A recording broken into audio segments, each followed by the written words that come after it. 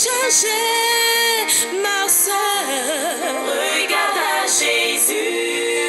Il ne t'a pas oublié. Il t'aime encore. Oui, il ne t'a pas oublié. Il t'aime encore. Jésus ne t'a pas oublié. Il t'aime encore. Il ne t'a pas oublié. Il t'aime encore. Ton Dieu t'a pas oublié. Oh, il ne t'a pas oublié. Il t'aime encore. Oublié.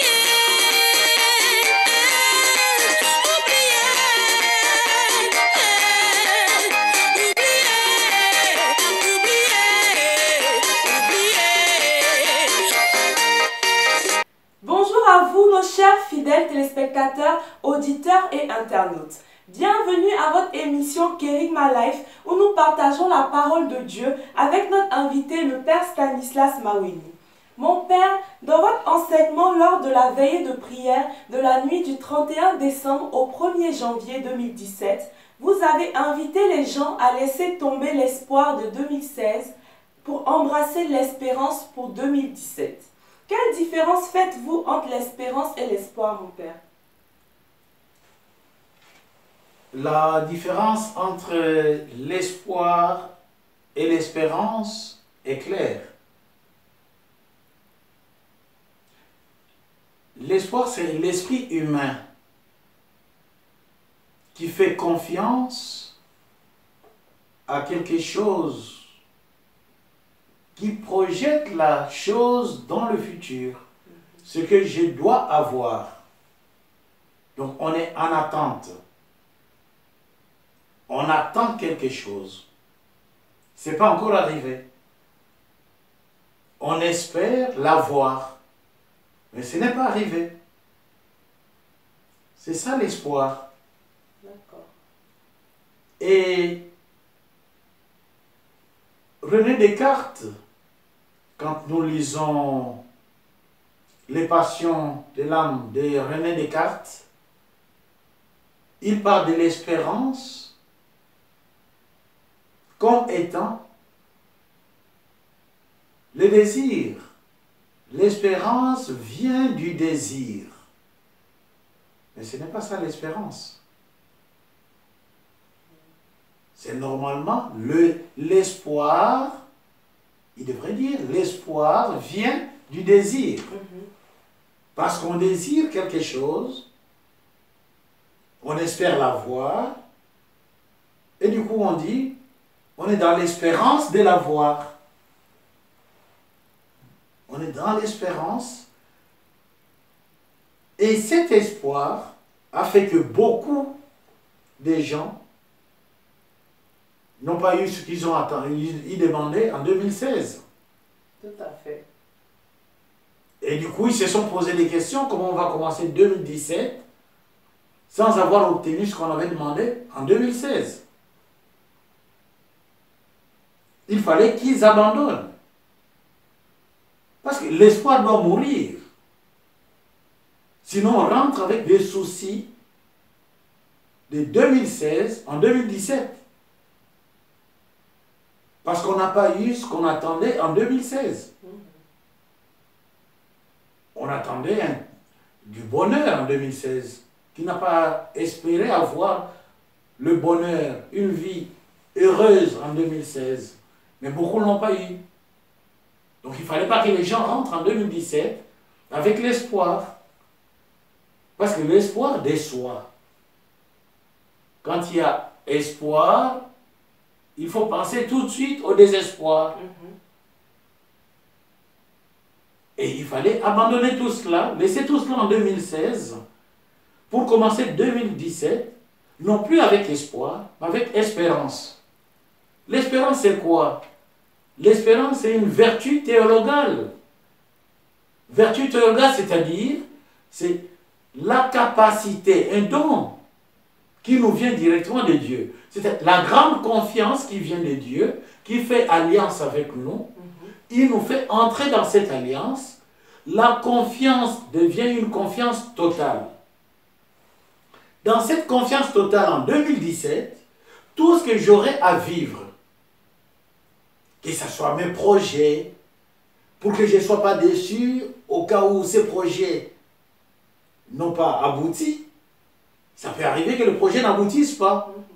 Mais je ne suis pas déçu. Pourquoi je ne suis pas déçu? Parce que je ne porte pas mes projets tout seul. Je ne porte pas mes rêves tout seul. Je ne suis pas tendu vers un futur tout seul, mais avec le Christ. Avec le Christ, je comprends qu'en 2017, tout est porté par le Christ. Même moi, je suis porté par le Christ. Donc je suppose que, je ne suppose pas, mais ce que je disais, en 2017, que chacun de nous essaie d'être l'agneau que le Christ a été cherché et il a mis la brebis sur ses épaules. Donc au moment où nous traversons des moments difficiles, des projets qui n'aboutissent pas, des rêves qui ne se réalisent pas, au lieu d'être déçus, c'est le moment de dire, ça ne s'est pas réalisé parce que j'étais sur les épaules du Christ.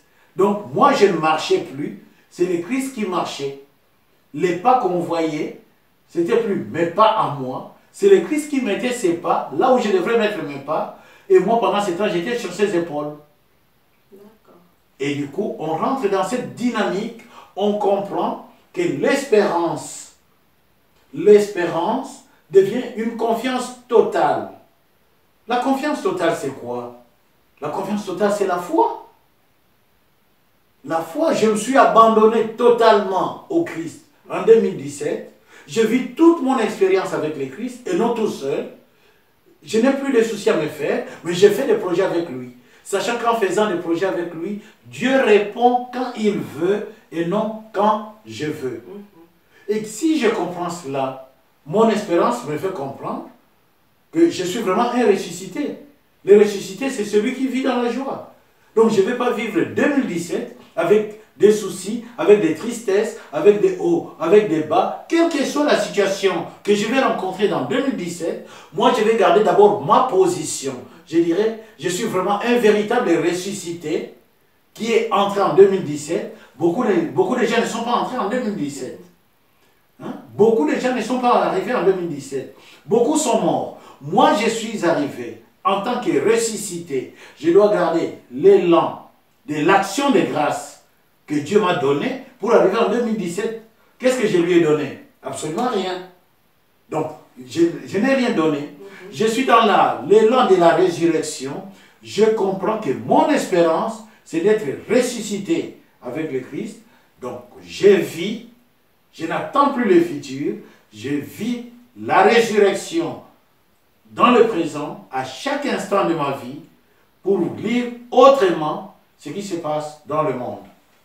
En parlant de résurrection, mon père, j'ai le cas de la famille Nguessan. Suite au décès de leur frère, cette famille est tombée dans le désespoir, le trouble spirituel et le questionnement sur Dieu. Pourquoi Dieu, avec toutes les prières faites, n'a pas guéri leur frère? De plus, après son décès, on leur a parlé d'un serviteur de Dieu qui pouvait ressusciter leur frère par la prière, moyennant la somme de 100 000 francs CFA. Ils ont donc sollicité ce dernier et lui ont remis l'argent. Néanmoins, malgré la prière, il n'y a pas eu de résurrection. La famille est de ce fait déçue et a perdu confiance dans les serviteurs de Dieu et ainsi que dans le Seigneur. Que pensez-vous de l'attitude de la famille qui a fait confiance aux serviteurs de Dieu et aussi de ce serviteur de Dieu qui prétendait ressusciter quelqu'un? Je commencerai par dire à la famille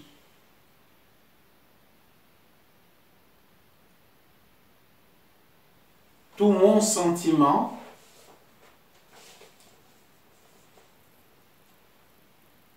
de joie que je partage avec cette famille, de savoir qu'ils ont un membre de la famille qui devient celui qui intercède pour la famille. Que la famille ne soit pas triste. Charnellement, on a perdu quelqu'un. Mais on sait qu'on devrait le perdre un jour, tôt ou tard. Parce que les êtres humains, nous ne sommes pas éternels, mais nous sommes éternels dans le Christ. Donc celui-là qui est parti, il devient celui qui intercède pour la famille. Je dirais à la famille de ne pas bloquer son élan d'intercession, sa puissance d'intercession. Parce qu'il est dans le monde invisible et il voit bien. Il n'a plus les yeux limités que nous avons. Il a une vision plus large et vaste. Les soucis, les préoccupations, les questionnements de la famille peuvent bloquer son élan. D'accord. Donc la famille doit dire, nous l'avons perdu.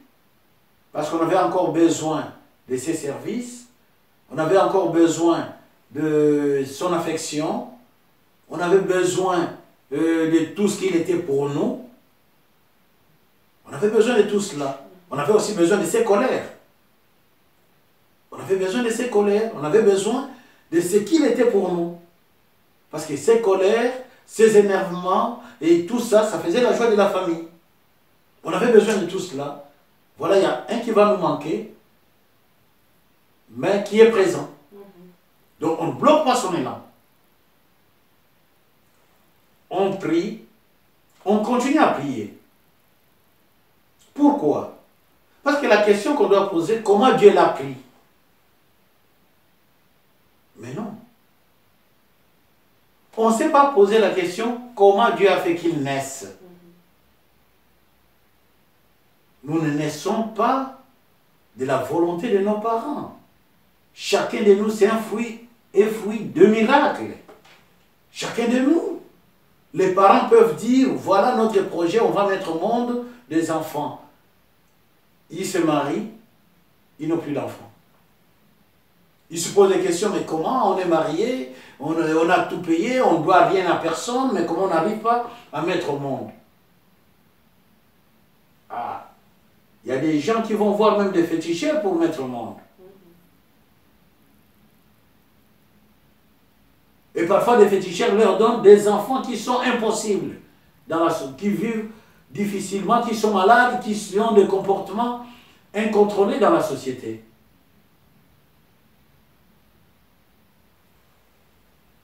Dieu donne au monde un enfant. C'est sa volonté à lui. Si la personne que Dieu nous a donnée nous quitte, la naissance est une surprise. La mort aussi, c'est une surprise. Donc nous sommes pris dans cette fourchette de surprises. Surprise de la naissance, on attend, on espère une fille ou un garçon. Une fille, on nous annonce que c'est un garçon qui arrive.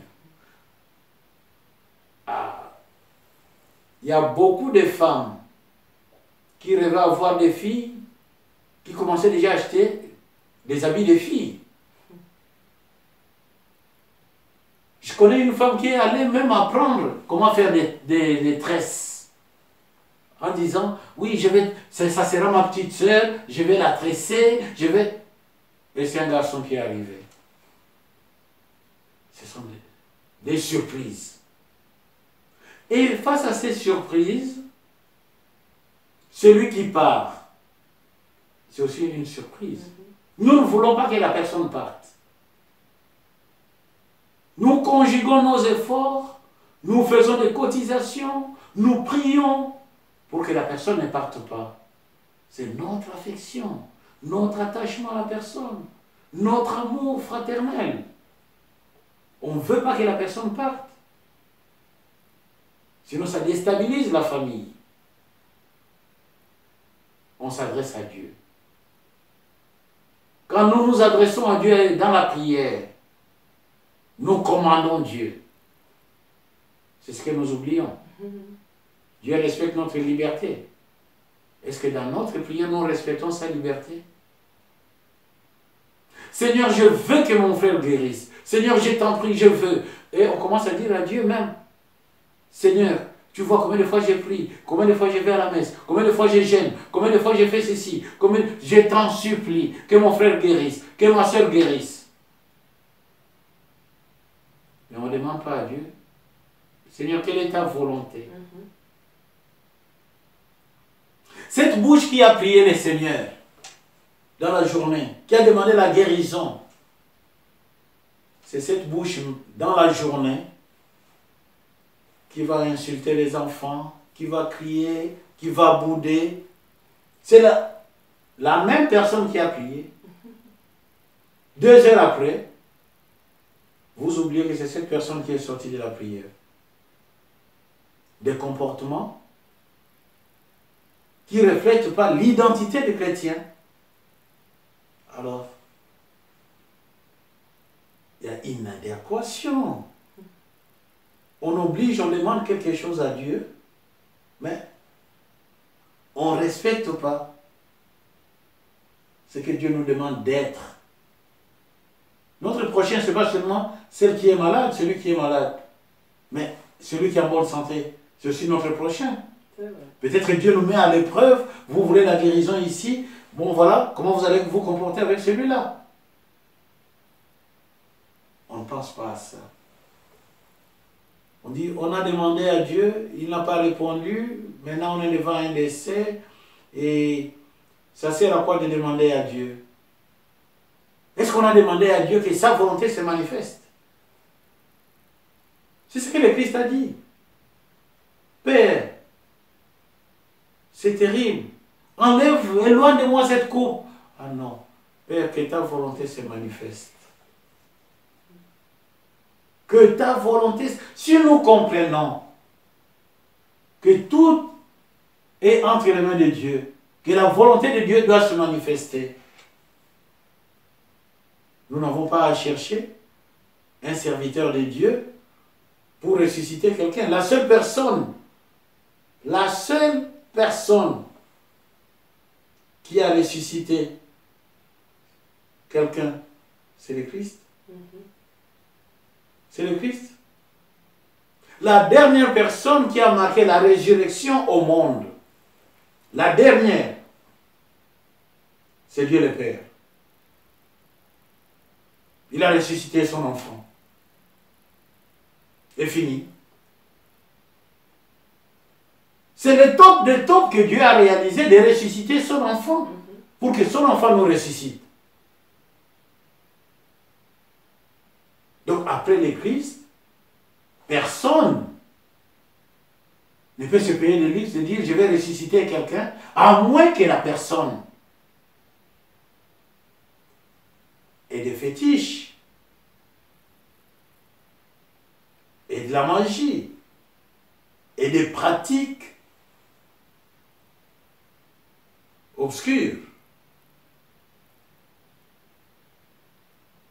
Parce que le Christ qui a ressuscité Lazare, après Lazare, qu'est-ce qu'il a fait? Il est mort. Mais après le Christ, la personne qui va ressusciter quelqu'un, la personne va vivre combien de temps? Avec quelle puissance? Quelle puissance? Quelle puissance? Nous sommes tous des pécheurs. Nous parlons tous de Dieu, nous sommes de pauvres pécheurs. Personne n'est pur, personne n'est parfait à 100%. Nous sommes de pauvres pécheurs. Et quelle est la puissance du pauvre pécheur pour dire, au nom de Jésus, je te ressuscite? Mais ça ne se fait pas. Ça ne se fait pas. Il n'y a que Jésus qui peut ressusciter. Il n'y a que Dieu le Père. Dieu a fait la dernière résurrection. Pourquoi? Parce qu'il a vu que les 110 saints à la vigile pascale, les 110 saints, Jésus est allé chercher tous ceux qui sont morts avant lui. Il les a ressuscités. Et comme il est allé, les 110 saints, la nuit là, il est allé chercher tous ceux qui sont morts avant lui. Et les Jean-Baptiste, et tous ceux-là, il les a ressuscités. Maintenant, Dieu le Père est venu. Comme tu as ressuscité tous ceux-là depuis Abraham jusqu'à Jean-Baptiste, jusqu'à je ne sais pas. Dieu le Père est venu. Mon fils, je te ressuscite. Stop. Maintenant, comme tu es ressuscité, tous ceux qui seront baptisés vont mourir et ressusciter en toi, vivront comme des ressuscités. Et c'est toi, Jésus, qui va les ressusciter. C'est pourquoi la Vierge Marie, qui est morte après le Christ, ne pouvait plus rentrer sous terre. Parce que si elle rentrait, elle restait là. Elle restait là. L'Assomption. La Vierge Marie est montée pour éviter des problèmes, parce que si elle rentre sous terre, elle restera, attendre comme nous. Nous attendons le jugement. Puis le jugement qui viendra nous dire, comme dit Apocalypse, le jugement qui viendra nous dire qui opte, qui a choisi le royaume et qui a choisi l'enfer. L'enfer existe. Hein? Les enfers existent. Les enfers, c'est là où Jésus est allé, les samedis saints. C'est un lieu, un état, ça existe. L'enfer de Satan aussi existe. C'est là où il y a le feu. C'est là où il y a le feu. Donc vous vous rendez compte? Moi je dis toujours, quand nous prions, il faut faire extrêmement attention. Vérifier si on n'a pas menti. Parce que si on ment, on a choisi qui? Satan. C'est le père du mensonge. Père de fornication, d'abomination. On peut dire qu'on est pur. Je n'ai rien fait, je n'ai rien fait, je n'ai rien fait. En pensée, on a menti. Du coup, les serviteurs de Dieu qui prend l'argent montrent déjà qui il est. Et pour moi, j'ai dit, il y a un double péché. Je ne dis pas que les gens ont péché, je ne juge pas. Mais je dis, il y a un double péché. Manque de connaissance de la parole de Dieu, c'est une maladie grave, c'est le plus grand péché, qui dépasse le sida, qui dépasse la peste. La famille a été mal éclairée spirituellement. Et la famille a encouragé la simonie, un péché. Vendre quelque chose de Dieu. C'est une vente. On ne vend pas la prière. On ne vend pas la prière. Qu'est-ce qui me prouve que parce qu'il est serviteur de Dieu, que sa prière c'est la bonne prière? Qu'est-ce qui me prouve? Rien. Il y a des gens qui prient mieux. Moi personnellement, je crois beaucoup à la prière de mes parents. Hein. Ah, mais moi je crois à la prière de mes parents, malgré leurs 87 ans, 88 ans, je crois à leur prière. Parce que je dis, mes parents, à cet âge, ils sont purs, ils pensent encore à quoi? La prière. Mais des cas comme ça, moi je demanderais à des personnes âgées, je dirais à des personnes âgées, priez. Priez pour telle personne qui est décédée. Au lieu d'aller voir un serviteur de Dieu, lui dire, venez prier pour moi. Est-ce que je connais la disposition de son cœur? Je connais son état d'âme? C'est la première question que la famille devrait se poser.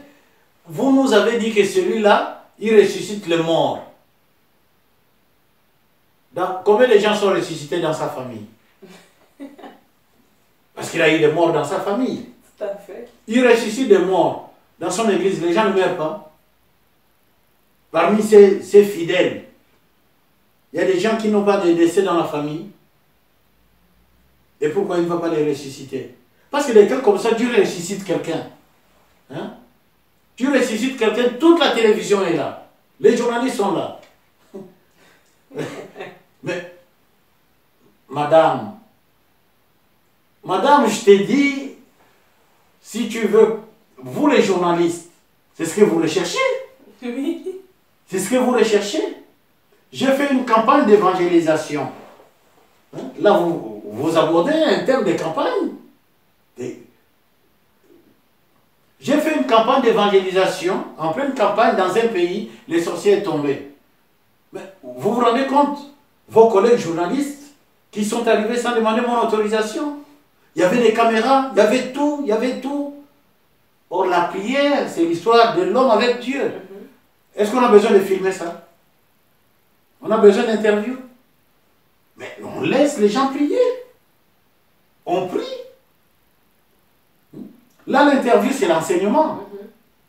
Mais quand on va se mettre à prier, on va filmer, on va... Quoi, c'est la blague?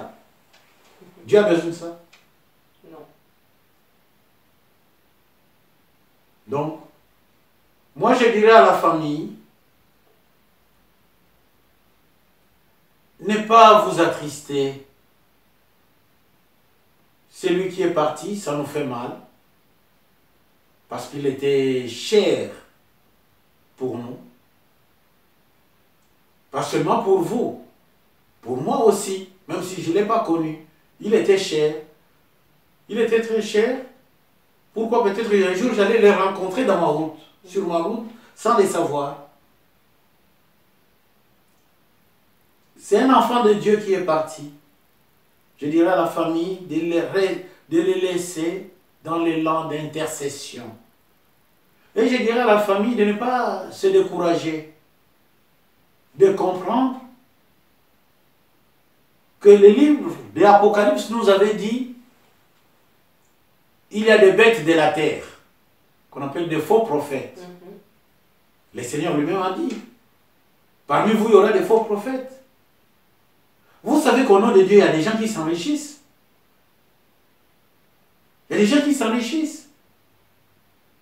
Or, le Seigneur a dit, chacun mangera à la sueur de son front. À la sueur de son front. Vous voyez, la souffrance, les difficultés que vous avez avec mon agenda pour prendre des rendez-vous. Parce que je vous dis, non, je prépare les cours, j'ai des conférences. Si tu ne travailles pas, tu vas manger avec quoi?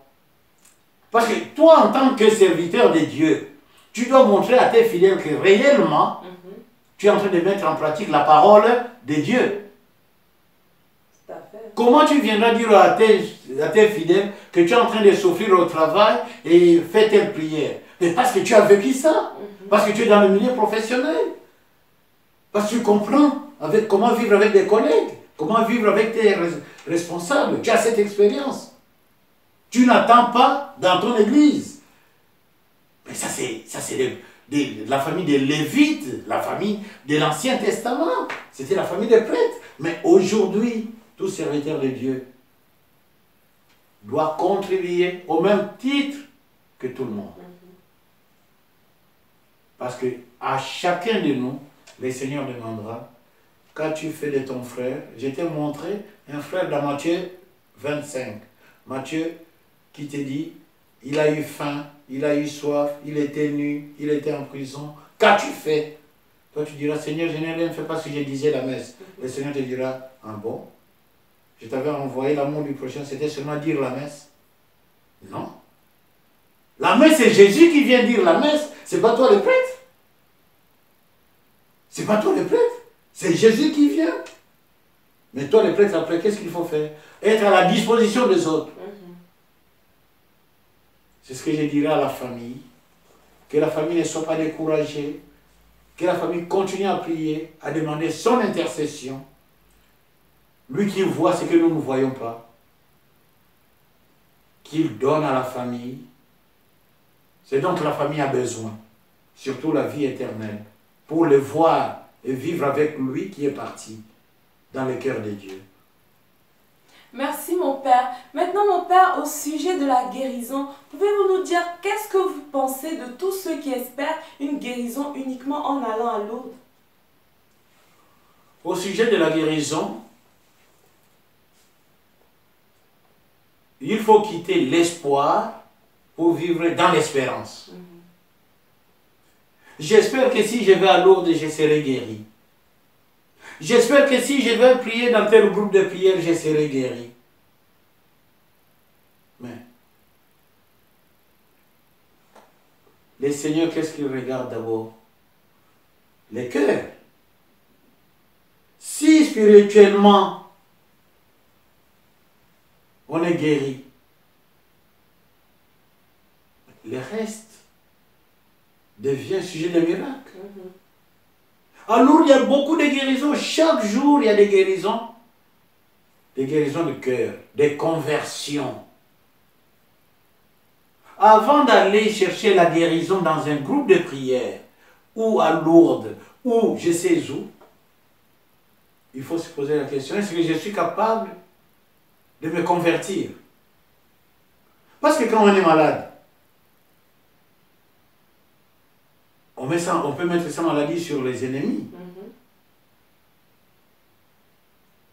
On peut mettre sa maladie sur son mari ou sa femme. Je suis malade à cause d'elle, à cause de lui. Parce qu'il ne s'occupait pas bien de moi et ne s'occupait pas bien de moi. Je suis malade, mais qu'est-ce qui a fait que je me marie? Et aujourd'hui je suis malade, comment ça va se passer? Elle va rester, si je meurs, elle va rester avec mes biens. Il y a tout ça, il y a toutes ces questions qu'on se pose. Il y a toutes ces questions. Et si je meurs, donc elle va se marier, elle trouvera un autre homme. Donc elle va prendre mes biens, amener ses biens chez un autre mari. Je suis malade, si je meurs, mon mari va trouver une autre femme. Que deviendront mes enfants?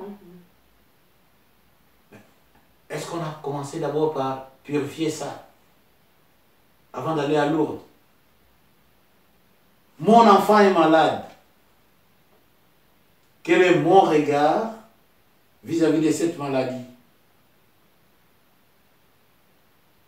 Est-ce que je n'amène pas l'enfant à Lourdes au nom d'un défi ou dans un groupe de prière au nom d'un défi? Parce que le pasteur ou le prêtre ou les serviteurs de Dieu a dit, moi j'ai fait des prières de guérison. Il fait des prières de guérison. Donc il détient Dieu dans ses mains. Vous comprenez? Comme celui qui a dit, le premier cas que vous m'avez donné, c'est lui qui a dit, il fait des prières de résurrection. Il a pris l'argent, il s'est barré. Est-ce qu'il a ressuscité la personne? Donc la famille était obligée de faire encore des cotisations pour acheter les cercueils. Pour acheter la tombe. Mais les 100 000 dont vous avez parlé pouvaient servir à l'achat de la tombe ou de l'habit. Mais les 100 000 se sont volatilisés gratuitement, tout simplement parce qu'il y a eu un voleur, un menteur, un brigand qui est venu voler l'argent de la famille et la personne est décédée. Donc, on ne court pas derrière les miracles. Il y a beaucoup de gens qui trouvent la guérison chez eux sans aller à Lourdes. Beaucoup. Parce qu'ils se sont convertis. C'est vrai. Beaucoup, sans aller à Lourdes. Vous savez, un jour j'étais avec des étudiants à Lourdes. Puis, mon papa m'appelle, je dis, je suis à Lourdes avec... Ah, ramène-moi l'eau de Lourdes. Je dis, pourquoi faire? Pourquoi faire? Oh non, il faut me ramener l'eau de Lourdes, j'en ai besoin, il faut... Je dis, je dois savoir pourquoi faire. Pourquoi faire? Parce qu'il ne faut pas que je transporte des kilos pour le plaisir de transporter les kilos. Parce que c'est papa qui a demandé. Je dois catéchiser mon papa. Je dois enseigner mon papa. Parce que je ne veux pas que mon papa soit celui qui prie pour le plaisir de prier.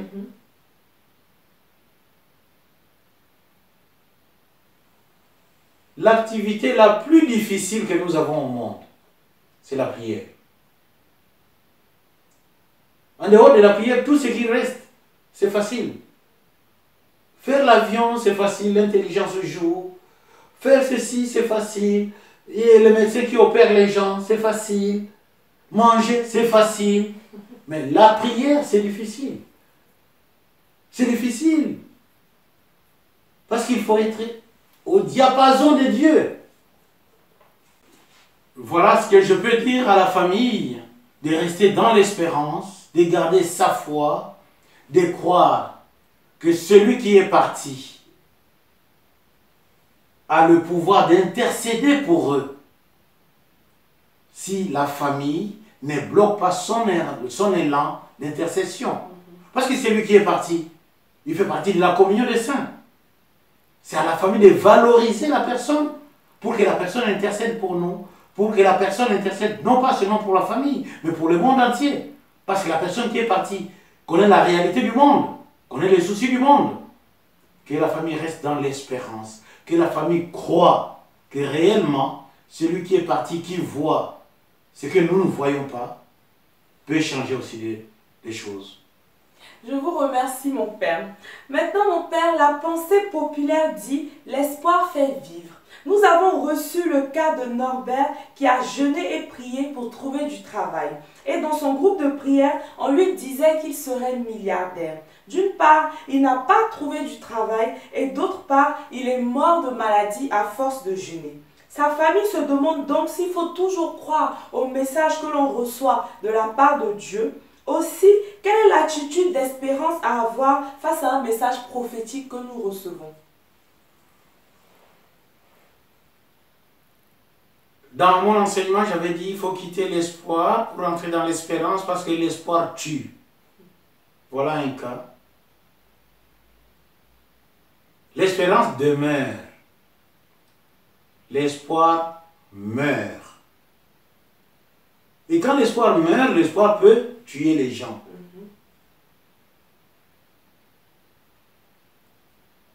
Pourquoi gêner?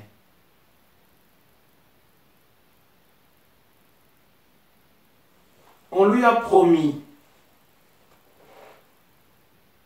qu'il sera milliardaire. Qui au monde est milliardaire? La question, ce n'est pas d'être milliardaire. La question, c'est de savoir qu'est-ce que je vais faire avec cet argent. Et dans mon église, là où je viens prier, que ce soit l'église catholique, que ce soit... Qui est milliardaire? Qui est milliardaire? S'il y avait un milliardaire dans l'église, le milliardaire donnerait beaucoup d'argent, il n'y aurait plus de quêtes à demander aux gens. Vous me comprenez? Donc dans mon église, là où je viens prier, il n'y a pas de milliardaires. Il y a des gens qui gagnent un peu plus que les autres. Mais ils ne sont pas milliardaires. Donc je ne peux pas accepter un enseignement qui viendra me dire, voilà, tu seras dans la prospérité, tu seras milliardaire, tu seras.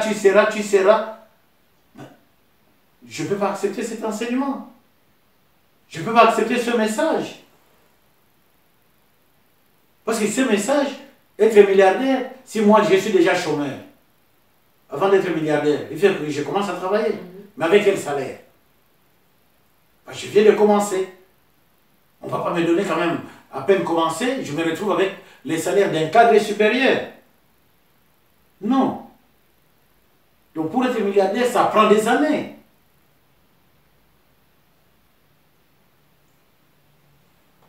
C'est la question qu'on doit se poser. Ce n'est pas parce que le Seigneur a dit que tu seras milliardaire. Moi je dis, oui, le Seigneur a dit que je serai milliardaire, je vais jeûner pour être milliardaire, puis ça me conduit à la mort.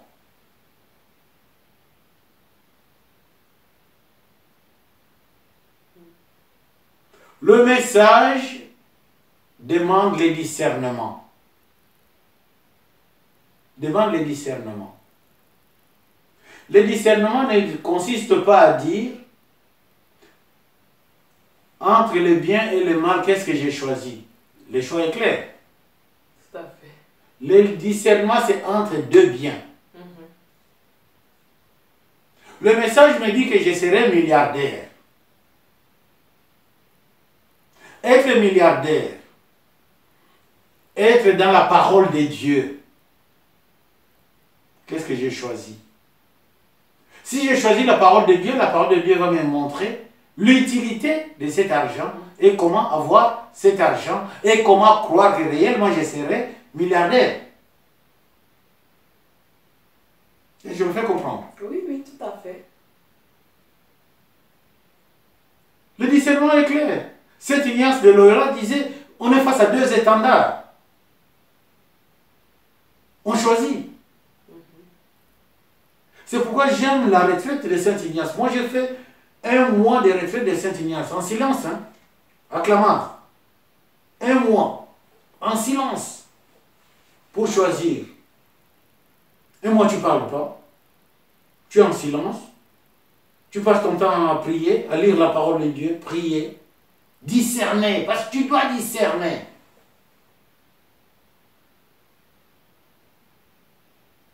Entre tel travail et tel travail. Si je fais tel métier, c'est intéressant, tel métier, c'est intéressant. Ben, il faut discerner. Je ne vais pas faire tel métier parce que là, on paye mieux que l'autre. Si je vais faire ce qu'on paye mieux, il y aura peut-être beaucoup de soucis là-bas. Ça va jouer sur la santé. Je préfère prendre un métier où je gagne moins, mais je suis en bonne santé. Vous voyez? C'est ça le discernement. Pour vous, les mariés, le discernement, c'est quoi? Être journaliste, je suis journaliste. Est-ce que être journaliste, vous avez le temps à accorder à vos enfants? Vous avez des questions que vous devez poser. Parce que mon travail ne peut pas détruire la vie conjugale.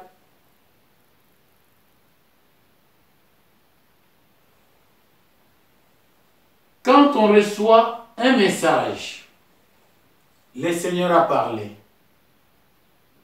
J'ai pris, je demande au Seigneur, tu m'as parlé. Qu'est-ce que tu veux dire réellement? Tu es passé par quelqu'un pour me parler. Qu'est-ce que tu veux dire réellement? Tu peux t'adresser à moi aussi. Tu peux t'adresser à une autre personne pour venir me révéler ce que tu veux dire réellement pour que je fasse ta volonté. Parce que le Seigneur, quand il nous donne un message, c'est pour notre bien. C'est pour que ça soit dans sa volonté à lui. Qu'est-ce que je vais faire? Le Seigneur peut donner un message aujourd'hui. Un message qui peut se réaliser plusieurs années après. Mais au moins je sais que le Seigneur m'avait donné un message. On m'a dit comment vivre ce message selon la volonté de Dieu. J'ai tous les éléments. Je me laisse disponible à la volonté de Dieu comme la Vierge Marie. Que ta volonté s'efface à moi. Que ta volonté s'efface à moi. Et c'est là où je vais comprendre que dans ce message, le Seigneur écrit avec des lignes courbes pour me permettre de rester fidèle dans la prière, fidèle dans ma relation avec lui, pour découvrir qu'il est capable de changer la situation. C'est ça, discerner. C'est pourquoi l'Église catholique prend le temps suffisant pour discerner un message. Parce que dans un message, il y a les sentiments qui peuvent jouer. Il y a des sentiments qui peuvent jouer. On voit ça quand on fait des campagnes d'évangélisation. En pleine campagne d'évangélisation, tu as la parole de connaissance. Il y a une personne qui est là, le Seigneur est en train de la guérir de l'arthrose. Il y a une personne. Mais ça peut être 2 personnes qui sont là, qui souffrent de la même maladie, ou 3. Mais laquelle? Et c'est là que tu demandes au Seigneur, le Seigneur te dit, te montre la personne comme si la personne était devant la télévision. Tu décris la personne, tu es en train de voir la personne. Tu dis, je suis en train de voir, la personne est habillée comme ça, la personne est... Tu décris la personne. On a peu de temps de demander le discernement au Seigneur. Vous me comprenez, madame? Parce qu'il y a 2 personnes, 3 personnes, 4 personnes qui sont dans ce coin-là, qui souffrent de la même maladie.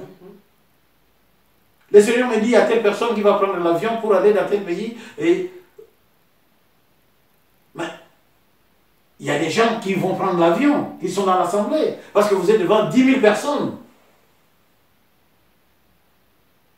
Il faut décrire la personne. Parce que vous voyez la personne comme à la télé.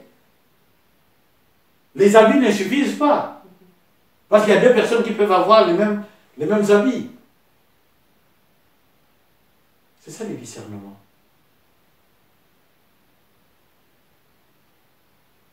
Et c'est là où il faut être attentif à ce que le Seigneur nous demande. Rester dans la crainte du Seigneur. La crainte totale du Seigneur. Et c'est là où on comprend que les gens aiment reprendre ce que je dis. Et je ne suis que l'âne. Le Seigneur doit monter pour entrer à Jérusalem, pour donner la joie dans le cœur de l'homme, de celui qui est venu prier. Moi, qu'est-ce que je suis? Qu'est-ce que je suis? Je suis rien. Je suis l'âne. Je suis l'entonnoir. L'entonnoir qui reçoit la grâce de Dieu, qui fait passer la grâce. Mais il faut que, pour que la grâce passe, vous voyez l'entonnoir? Pour que la grâce passe, le tuyau se rétrécit. Mais c'est là où il y a besoin de discernement. Que je ne dise pas mon sentiment à moi.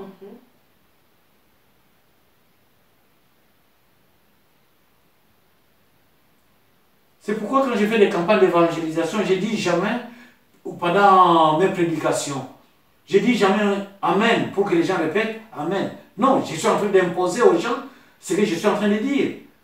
C'est-à-dire Amen, quand je prêche, tu entends là-bas Amen. Moi, je m'en fous de son Amen. C'est lui qui a dit Amen, il a compris ça par la parole à sa façon. Mais moi, je ne dis jamais aux gens Amen, Amen, répétez Amen, Amen. Non! Ça ne se fait pas. La parole de Dieu se donne librement. Je n'ai rien à imposer les gens. Parce que quand j'ai dit Amen, c'est-à-dire, ce que j'ai dit, c'est comme ça. Ça ne va jamais changer. Mais il faut que la personne dise Amen à sa façon. Parce qu'elle a compris la parole à sa façon. C'est là où on a besoin de discernement. Restez toujours connecté à l'Esprit Saint. Merci mon Père pour votre réponse. À présent mon Père, je suis très intriguée par un point. Notre espérance nous vient des promesses de Dieu contenues dans sa parole dans la Bible. Sachant que c'est la volonté de Dieu qu'une femme se marie et ait des enfants, comment garder l'espérance lorsque cette promesse ne se concrétise pas? Et aussi l'espérance n'était-elle pas basée sur un faux espoir?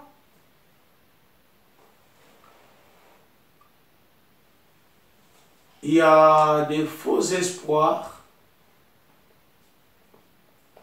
si la personne est découragée. Comment la personne qui sait, vous dites, la femme sait qu'elle va se marier et avoir des enfants. Mais l'homme aussi. Oui. Il n'y a pas que la femme. L'homme aussi. Il y a des hommes qui sont en train de chercher des femmes qui ne trouvent pas.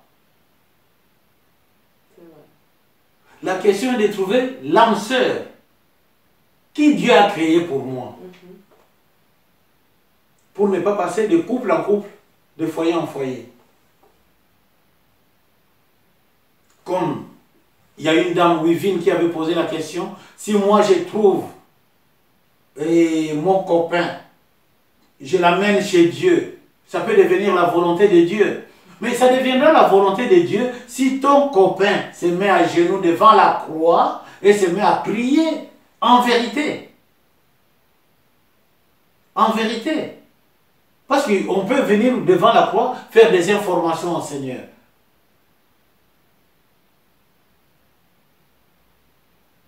Prier en vérité, c'est quoi? C'est commencer par regarder son mari, sa femme en lui disant chaque jour merci. Merci d'être là, parce que si tu n'étais pas là, je ne sais pas qu'est-ce que ma vie serait. Vous voyez? C'est ça, prier en vérité. La femme, l'homme qui attend un mariage, ça n'arrive pas, ne peut pas être découragé. On n'a pas le droit de mettre un point dans sa vie, là où Dieu n'a pas encore mis le point. On attend, ça n'arrive pas, ce sont des virgules. Qu'est-ce qui prouve que ça n'arrivera pas? Qu'est-ce qui prouve que ça n'arrivera pas? Rien. Beaucoup sont nés dans tel continent, ont espéré se marier dans ce continent-là. Ils n'ont pas trouvé, elles n'ont pas trouvé. Elles ont changé de continent.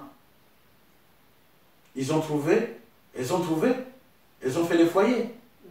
Mais s'ils avaient mis, elles avaient mis un point,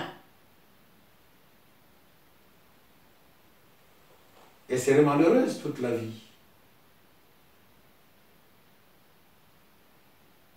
Le problème, c'est de dire, Seigneur, mon âme sœur est où? Celui que tu as créé pour moi est où? Celle que tu as créée pour moi est où? Parce que celui que tu as créé pour moi peut être en train de faire sa récréation avec toutes les femmes du monde. Celle que tu as créée pour moi est en train de faire sa récréation avec tous les hommes du monde. Donne-nous l'occasion de nous rencontrer. Peut-être c'est ça la prière à faire. Mais ne pas mettre le point à la place de Dieu. Parce que Dieu, quand il met un point, c'est un point, c'est-à-dire, il est prêt à vous prendre, c'est la mort. Donc, on ne se donne pas la mort, on ne se suicide pas la vie, au moment où il y a Dieu qui a son projet sur nous. Voilà ce que je pourrais répondre à cette question. Que personne ne mette la virgule à sa vie ou à la vie de l'autre. Que personne ne vienne avec un point pour imposer à la vie de l'autre. La vie est sacrée. La vie vient de Dieu. Elle est sacrée. Elle restera sacrée. Vous savez la sacralité de la vie. Quand l'homme meurt, l'âme repart. Personne ne peut garder l'âme de l'autre. Hein? Personne. Même si on dit, non, moi je vais prendre son âme, je vais faire ceci avec son âme, je vais faire... Mais c'est faux. C'est faux. C'est faux. On ne garde pas l'âme de l'autre. On ne garde pas l'âme de l'autre. L'âme part. C'est la vie. Donc on n'a pas le droit de mettre un point à la vie de l'autre. Nous arrivons au terme de notre émission. Nous remercions notre invité qui a répondu à nos questions et nous remercions Madame Kodo Laetitia à la réalisation ainsi que Madame Kwaku Marie-André pour la musique et le son. Un grand merci aussi à Madame Karine Audi pour le don qu'elle nous a fait parvenir afin de réaliser cette mission d'évangélisation. Nous vous assurons de notre prière, de même que tous ceux qui nous écrivent, et nous vous disons à très bientôt sur notre chaîne YouTube. N'oubliez pas de vous abonner et de partager cette vidéo. Merci et à bientôt. Merci beaucoup mon père d'être venu encore une fois dans notre émission. Merci beaucoup madame, merci. À bientôt mon père. Avec plaisir. Merci beaucoup. Merci.